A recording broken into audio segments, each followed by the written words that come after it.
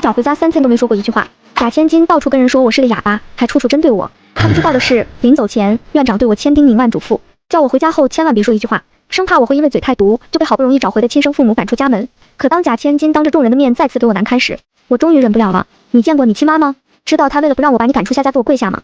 又知道她为什么怕你离开夏家吗？不知道吧？那我就发善心告诉你，因为你亲妈她得了艾滋，她需要医药费，她怕你离开夏家后就没人给她钱治病了。不过夏念念，我很好奇，你真的有给过她钱吗？念念，夏念念，你说你这念字到底是在念谁啊？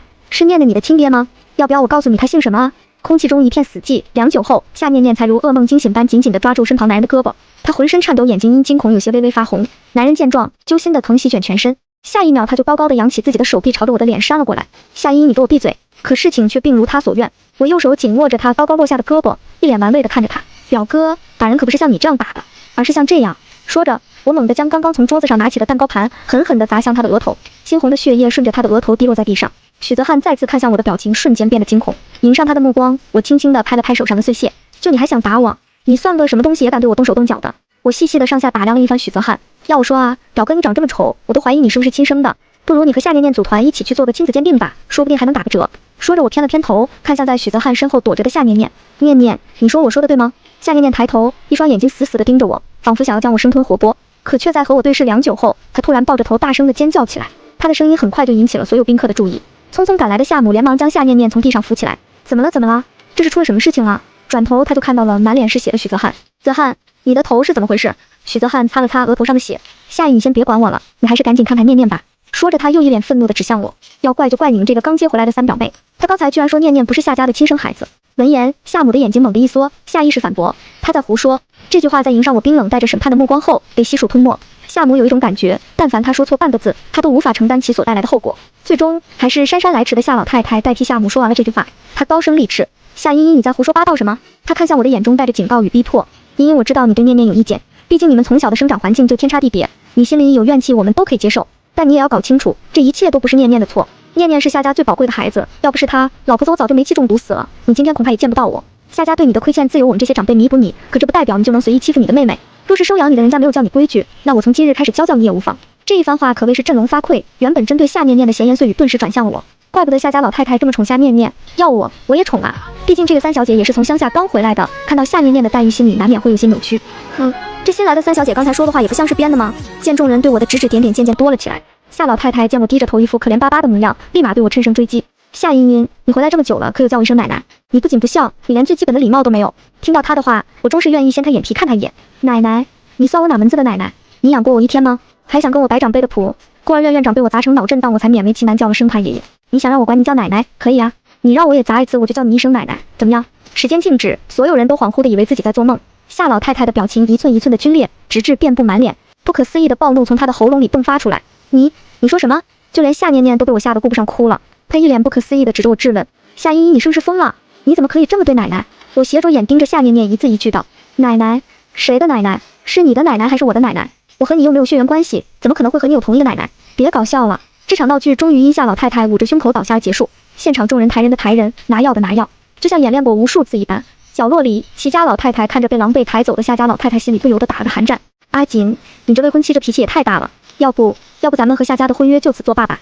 见半晌都没有回应，他不由得转过头看去，只见他那个阴郁日常的小孙子竟露出了一抹笑意。他顺着小孙子的视线看过去，正正的落在我的身上。齐萧瑾坐在轮椅里，远远的望着人群中站得笔直的我，在周围人古怪、厌恶、排斥、鄙夷的目光中，我就那么笔直的站着，没有任何表情。齐萧瑾突然就觉得我做他的未婚妻太适合不过了，他转头看向身边的齐老太太，奶奶，我觉得这个未婚妻很好，我很喜欢。很快，夏老太太醒来的消息传来，我跟着夏家众人走进了她的卧室。躺在床上的夏老太太气若游丝，紧紧地握着夏念念的手，对着夏母发难：于今晚，我告诉你，夏茵茵必须送走。我不管你是给她再找个住处也好，还是在她结婚之前送出国也好，我都不想在夏家再看到她。夏母沉默了一瞬，语气温和地安慰着夏老太太：妈，您别这么说，我会好好和茵茵聊聊的。聊？有什么好聊的？我看她夏茵茵打心眼里就不想认我这奶奶，也不想认你这个妈。闻言，我直接打断了夏老太太的发言。你说的对，我确实不想认你，但我可没说过不认她这个亲生母亲，毕竟她还没亲口承认过夏念念是她的亲生女儿呢。说着，我走到夏母的面前，紧盯着她的眼睛。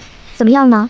你也要跟那个老太婆一样，承认夏念念也是你的亲生女儿吗？如果是这样，那我确实来错了地方。见夏母不说话，夏念念红着眼眶，哀声叫了一声夏母妈妈。可夏母没有回头，她看着面前这个她遗失多年的女儿。这一刻，我的身份仿佛不是她的女儿，而是一个冷漠的考官，我随时都有可能让她出局。夏母很清楚自己并不想出局，她磕磕巴巴地跟我解释：依你不要对念念敌意这么大，我们毕竟也养了她20年，就算我们没有血缘。夏老太太和夏念念的尖叫声打断了夏母的话，可还是被夏家众人听到了事实真相。夏老太太被气得喘着粗气：滚，你给我滚，给我把这个小畜生给我赶出去！她既然不认我这个奶奶，那我们夏家也不会认她这个孙女，快把她给我赶出去！混乱中，一道声音传来：赶出去？你要把谁赶出去？夏家家主，我那个便宜爹推门而入，环视一眼众人，语气里满是冷漠。夏老太太躺在床上冷哼了一声：夏盛强，我告诉你，我惹不起你这个新女儿。这个家有我没她，有她没我，我的亲生孙女只有念念一个人。你要是敢让夏茵茵留在夏家，那就等着给我收尸吧。话落，夏老太太紧闭上眼，一副拒绝沟通的样子。哦，即是如此，那我让人给你收拾收拾，你和夏念念搬去夏家老宅吧。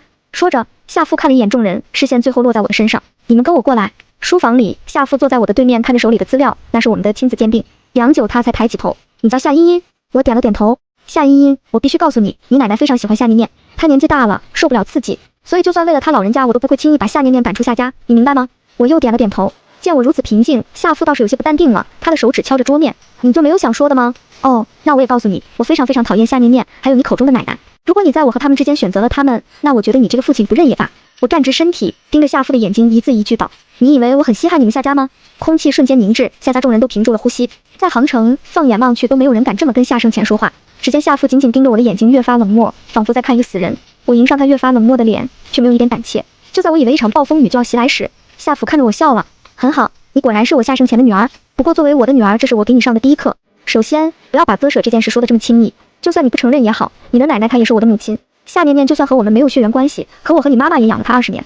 就算是条狗，养了这么多年，我们都会有感情，更何况是人呢？你想要我们在你和他们之间无条件的选择你抛弃他们，那可不是件容易的事。还有，你虽然嘴上说着不稀罕夏家，可你还是来了，那就说明夏家有你想要的东西。既然如此，你为什么不自己来拿呢？说着，夏父站起身走到我的面前，拍了拍我的头。最后一点，你妈妈她真的很爱你，这点你不用怀疑。我看向夏母，对上她发红的眼眶正看着我，气氛正慢慢缓和，就被一道不合时宜的声音打断了。大哥，老太太都把话说到这个份上了，怎么，你这是打算什么都没发生过，就这么糊弄过去吗？夏父看了一眼弟弟夏海潮，转而看向我，这是你二叔。夏海潮明显没看懂夏父刚才的警告，可别，这个丫头都不把老太太当奶奶，想来就更看不上我这个二叔了。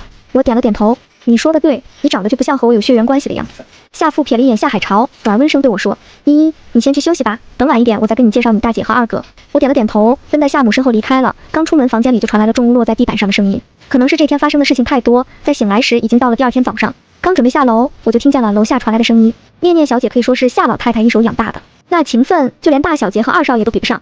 要我看啊，那个新来的三小姐要不了多久就会被赶出去了。我走下楼，歪着头，一脸好奇地看着说话的女佣。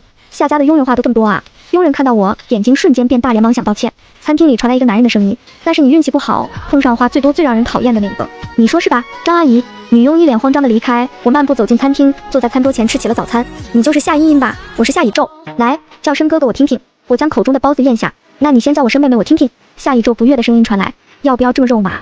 我叫夏念念从来都是连名带姓的。哦，那大概是因为我是亲生的，而夏念念她是假货。下一秒，楼上传来骚动，夏老太太焦急地喊着朝楼上跑去的夏念念。她本来是想自己去追的，可有双白净的手紧紧地扶住了她，看似是在搀扶她，但其实更多的是控制着夏老太太。夏老太太气得直拍栏杆：你这个讨债鬼，你是想气死我啊？这个家里我说谁是假货谁就是假货，你怎么还赖在夏家？你怎么还不滚？来人，把他给我赶出去！奶奶，你也别太激动了，小心心脏病又犯了。说着，他把老人交给赶来的管家后，朝着我走了过来。夏茵茵，我看着他点了点头，他的气质和夏父很像。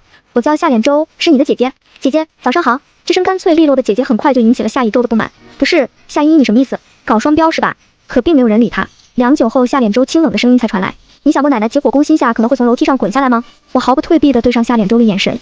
没有。那你以后最好考虑一下。说着，夏脸舟没有再追问，就入座吃起了早餐。没多久，夏家直系的众人一一落座吃着早餐。夏海潮的老婆于周丽阴阳怪气地开口：这老太太最喜欢的餐包是吃不上哦。某些人啊，一大早就把老太太气得不想吃饭，自己却还能大快朵颐，真是没有心啊。大家对此置若罔闻。于周丽继续阴阳怪气道：哎，新孙女回来的第二天就把亲奶奶气得不想上桌吃饭，这要是传出去，也不知道别人会怎么说。念念真是可怜啊，昨天之前还是夏家最宝贝的，可这亲生女儿一回来就被迫让出位置，餐桌都上不了了。这老太太被某些人气倒了，还要念念帮你们照顾。不是我说啊，大嫂，你和大哥这做父母的不能这么偏心啊。夏脸舟清冷的声音响起，话语中满是警告。二婶，是今天的早餐不够吃吗？你还有空跟我妈妈闲聊。于周丽哪能没听懂他话里有话，猛地将筷子摔在了桌子上。怎么，我现在在家连说话的权利都没有了是吧？脸舟，你平时也是挺拎得清的一个人啊，怎么你也站在夏茵茵那边？血缘关系就这么重要吗？念念叫了你这么多年姐姐，追在你屁股后面这么多年，你就这么冷血吗？不等夏衍周反驳，夏以宙重重地拍了一下桌子，他的眼神像是看猎物一般看着于周丽。二婶，我爸都没开口说话呢，你又凭什么教训我姐姐？你说血缘不重要，要不是因为血缘，你连坐在这里吃饭的资格都没有。听到夏以宙的话，夏海潮只觉得面上无光，他不悦地开口：夏以宙，你怎么跟长辈说话呢？怎么来了个亲妹妹，你也就不懂礼貌，没有教养了是吗？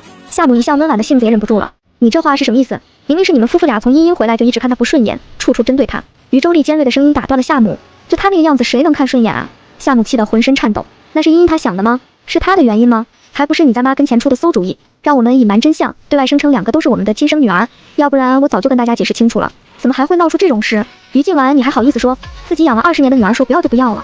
你还有理了？什么叫我不要了？养女就不是女儿了吗？养女我就不会宝贝她照顾她了吗？那怎么能一样？你这是把念念的脸放在地上踩。叮，勺子敲击玻璃杯的声音突然响起，众人看向声音的来源，我冲着二婶于周丽微微一笑，可这抹笑却让她觉得毛骨悚然。直到多年后，已经白发苍苍的二婶跟小孙子提起我时，她都觉得后背发凉。我像是神邸般看着惹怒我的她，我的表情云淡风轻的，可却让她从心底感到恐怖，又恼羞成怒她的渺小。我的声音缓缓传来，原来这都是你的主意啊！